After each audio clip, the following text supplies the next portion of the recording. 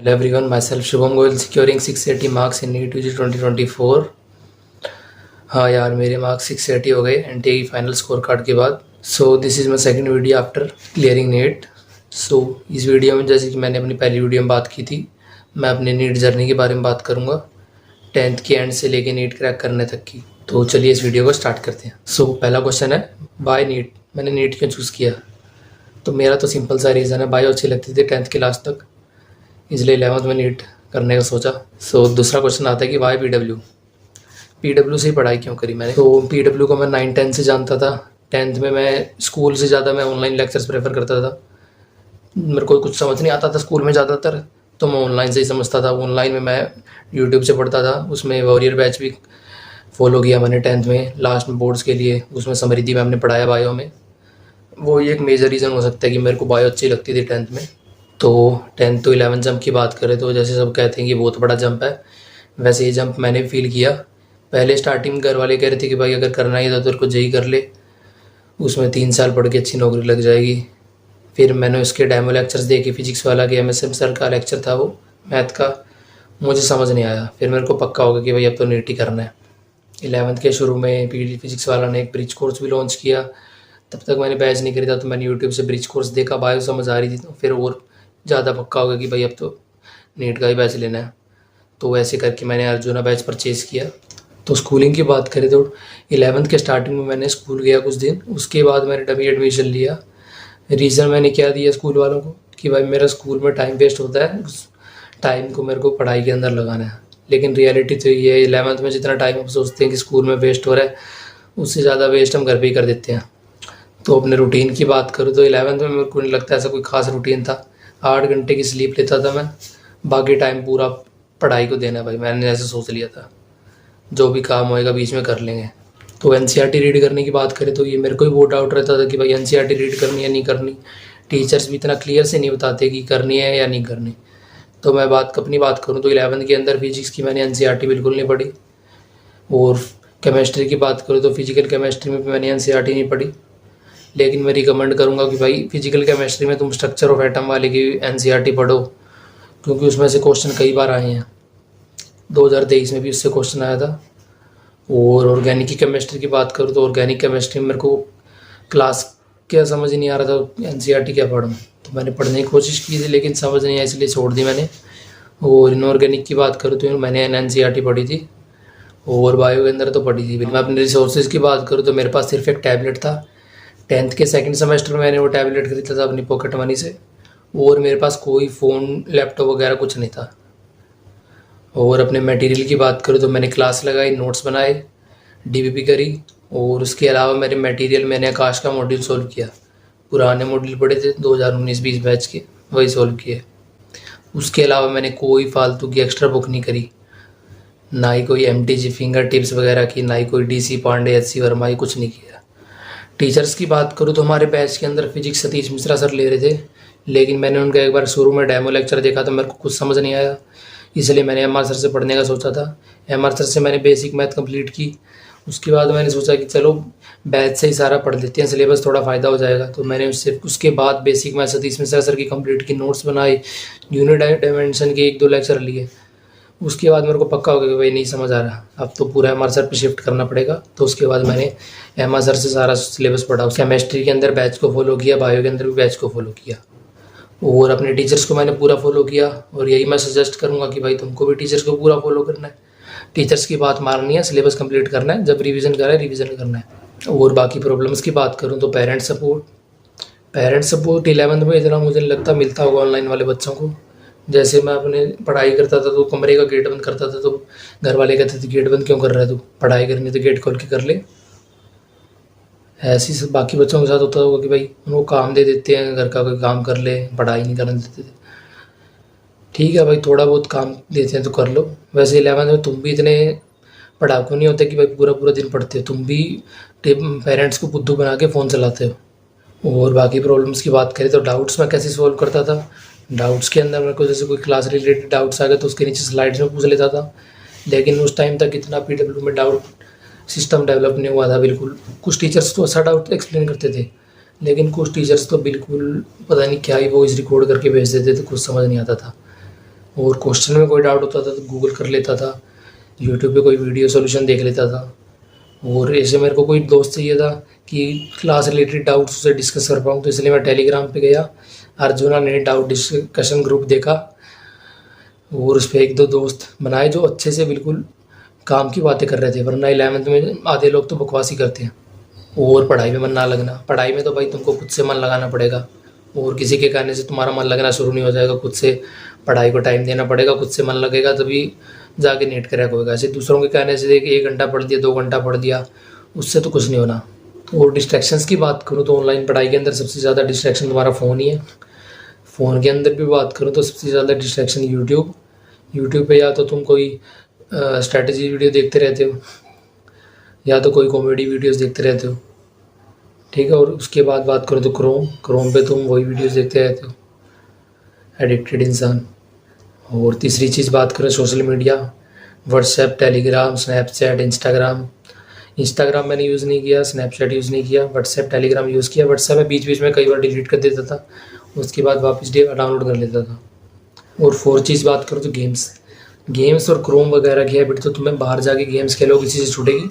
ऐसे कोई गेम्स खेलो जिसमें तुम्हें खेलने में मज़ा आता तो बाहर जाके, वरना ये क्रोम और गेम्स वगैरह तो तुम्हारा इतना टाइम खा जाएंगे, पूरा पूरा दिन गेम खेलते रह जाओगे। गेम्स की बात करें तो मैंने बहुत गेम्स खेला भाई, 10th तक तो बहुत गेम्स खेला।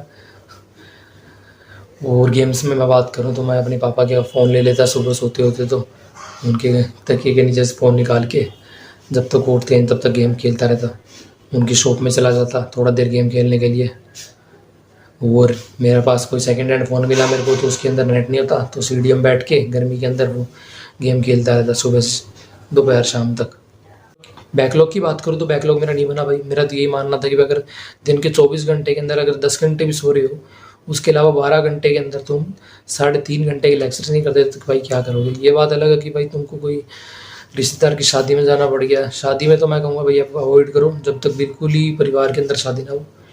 और किसी की डेथ होगी परिवार के अंदर वो अलग बात है। 11th में तुमको बहुत टाइम मिलेगा, संडे को, सैटरडे को, और कोई क्लास कैंसिल हो जाए उसके अंदर तुम अपना बैकलॉग आराम से कंप्लीट कर सकते हो, ठीक है। और यही पंकज सर ने यही बात बोली 12th के अंदर, तुम अपना टाइम वेस्ट करना बंद कर दो, टाइम ही टाइम है। और अपनी प्रॉब्लम्स की बात करूँ तो एक प्रॉब्लम्स मेरे को मेजर लगी कि एक बार 11th का टाइम था, सर्दियों का, वर्क एनर्जी पावर वाला चैप्टर चल रहा था फिजिक्स में। मैं नोट्स बना रहा था रात को, एकदम से मेरे को महसूस हुआ कि भाई मेरे से लिखे नहीं जा रहा, पेन होल्ड नहीं हो रहा मेरे से। जैसे मैं दिखाऊँ अभी, ये पेन है, जैसे मैंने ऐसे होल्ड कर लिया तो ऐसे लिखे नहीं जा रहा मेरे से, हाथ आगे नहीं बढ़ रहा, बिल्कुल एक जगह जम गया। फिर मैंने ऐसे पकड़ के लिखने का ट्राई किया कुछ टाइम तक। मैंने नेट पे देखा तो इस प्रॉब्लम को बोलते हैं कि राइटर्स क्रैम्प हो गया। इसके अलग अलग रीज़न बताए। मैंने हमारे यहाँ पे किसी मेडिकल शॉप में दिखाया, उन्होंने कहा कि भाई कोई खाने पीने की कमी है तुम्हारे या फिर कोई स्ट्रेस की वजह से हो रहा है। तो मैंने कुछ टाइम वेट किया, मैं तो बहुत घबरा गया था कि भाई कैसे ठीक होगा, 12th का बोर्ड कैसे दूंगा, नीट कैसे दूंगा। तो कुछ टाइम बाद अपने आप ठीक हो गया। और एक मेरे को प्रॉब्लम फेस हुई कि 11th में कुछ चीज़ें समझ नहीं आई। उसका मेरे को रीज़न लगा कि एक तो मेरी टीचर से ट्यूनिंग मैच नहीं हो रही, ठीक है, और एक मेरा ज़्यादा दिमाग लगा देना। कोई टीचर कुछ और समझा रहे हैं, मैं उसके अंदर ज़्यादा घुस के बिना मतलब का अपना दिमाग ख़राब कर रहा हूँ। और इसको सोल्व कैसे किया, मैंने लेक्चर को दोबारा देखा। कोई दिक्कत नहीं है कि भाई अगर तुम लेक्चर को दोबारा देख रहे हो, समझ नहीं आ रहा तुमको, कोई बच्चा कह रहा है कि मैंने 1.5 घंटे का लेक्चर 2x में देख के कैसे भी करके 1 घंटे के अंदर कंप्लीट कर लिया, तो तुम्हें उस 1.5 घंटे के लेक्चर को देखने के अंदर 3.5 घंटे ज़्यादा लग रहे हैं। कोई बात नहीं, नीट एक मैराथन है भाई, ऐसे स्प्रिंट नहीं है कि जल्दी से एक बारी में भाग जाओगे तो जीत जाओगे। मैराथन है, 2 साल लगातार भागना पड़ेगा, कभी स्लो भागोगे कभी फास्ट भागोगे, लेकिन भागना पड़ेगा। और अपने टेस्ट स्कोर की बात करूँ तो 11th के अंदर मेरे ज़्यादा स्कोर नहीं आता था, 620 से 640 के बीच, 50 के बीच में आता था। ऐसे कभी 700 तो जाता ही नहीं था। किसी किसी टेस्ट में तो 560-70 नंबर भी आए मेरे।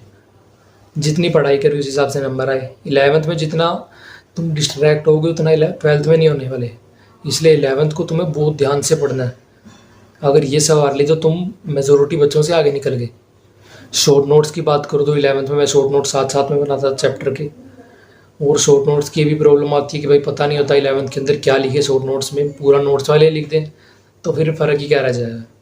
ये धीरे धीरे पता चलती है, ऐसे किसी के बताने से पता नहीं चलेगा। सारों के शॉर्ट नोट्स अलग अलग तरीके से बनाते सभी, तुम्हें धीरे धीरे अपने आप पता चलेगा। जैसे तुम PYQs करोगे, टेस्ट दोगे, क्वेश्चन लगाओगे, जैसे जैसे तुम्हें पता चल जाएगा कि मेजर क्वेश्चन कौन से टॉपिक से रिपीट हो रहे हैं।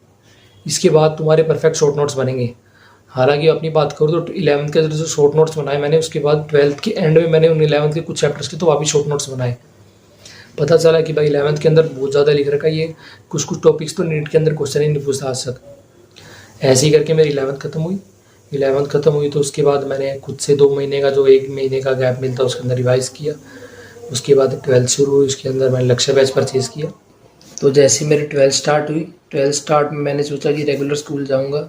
तो उसका रीज़न कि मैंने 11th में भी स्ट्रेस बहुत लेता था, 12th में तो हद से ज़्यादा स्ट्रेस। तो 12th के स्टार्ट में मेरा एकदम जी घबराने लग गया। मेरे को लगा अब तो भाई डमी में नहीं होगा, अब स्कूल जाना पड़ेगा, बाहर लोगों से मिलना पड़ेगा, वरना घर पे रह के तो बिल्कुल पागल हो जाऊँगा मैं।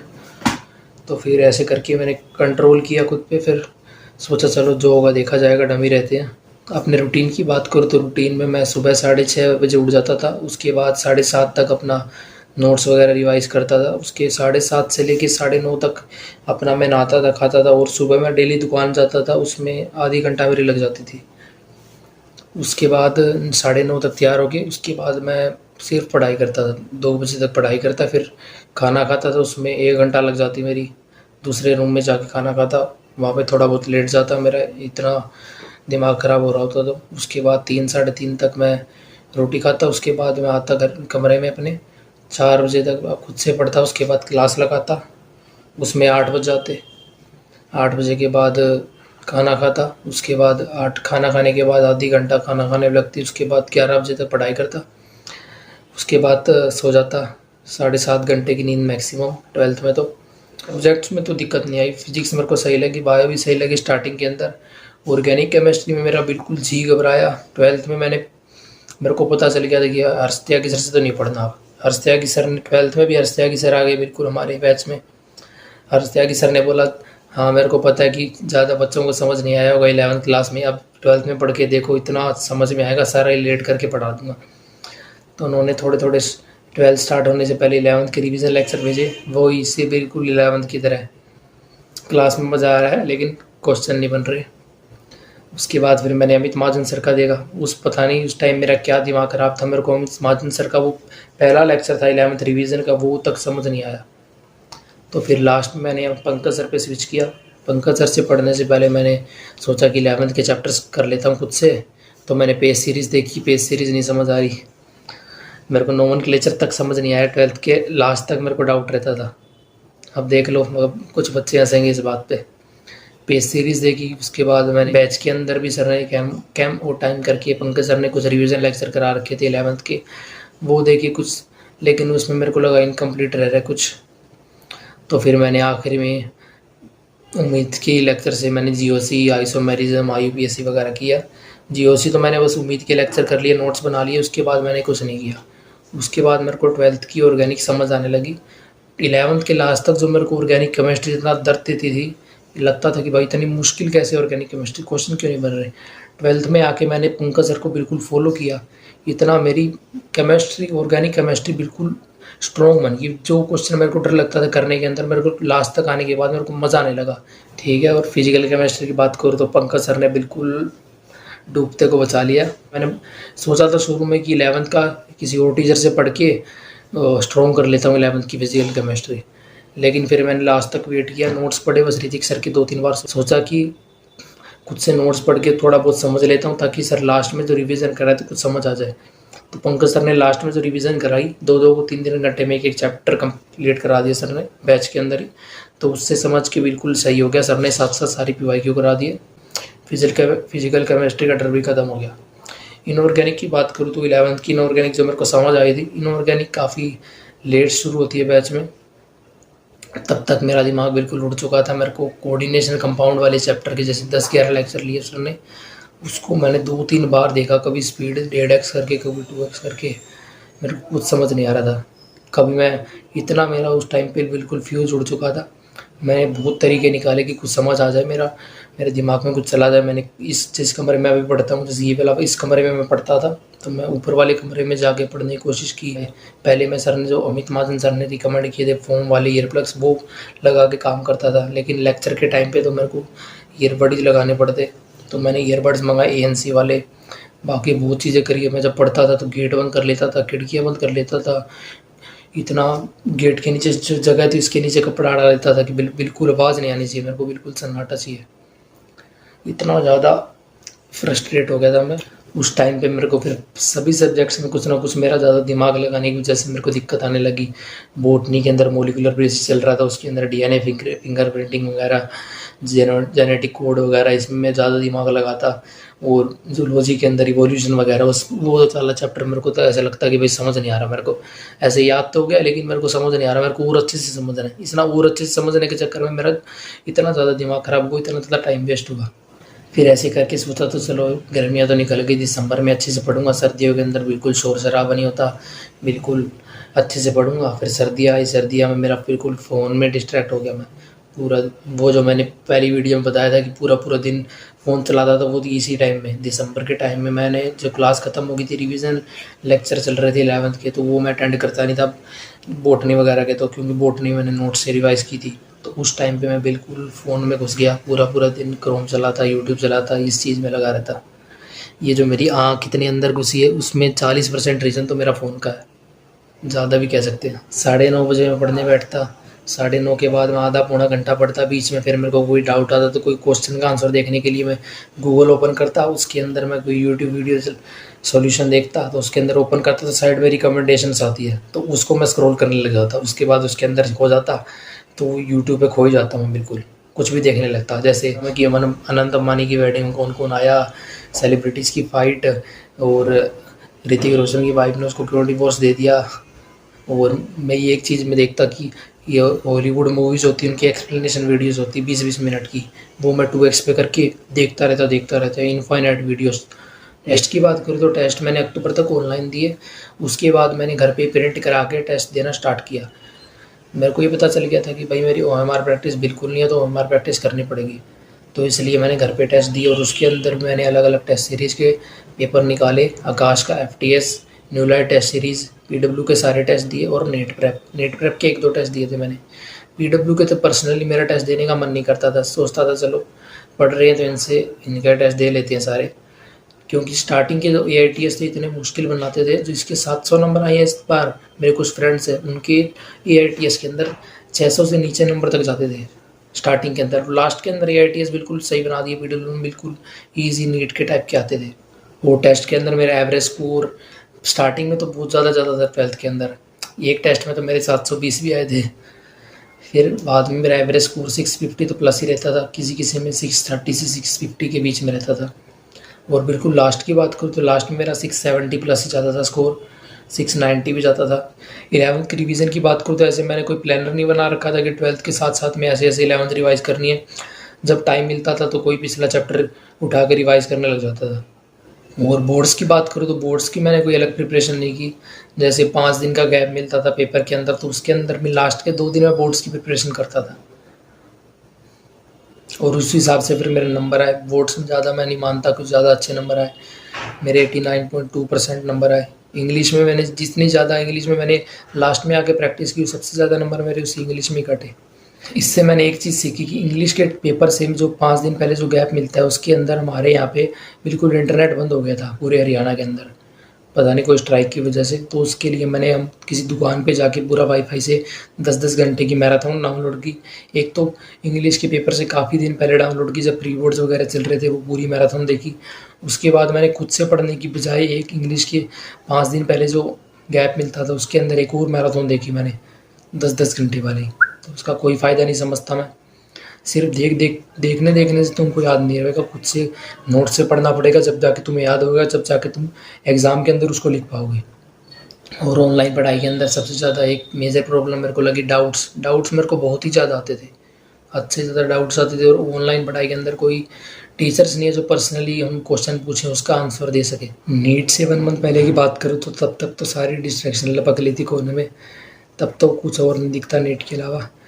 तब मैंने बहुत टेस्ट दिए, दिन में 2-3 बार तो मैंने एक दिन में 2-2 टेस्ट दिए।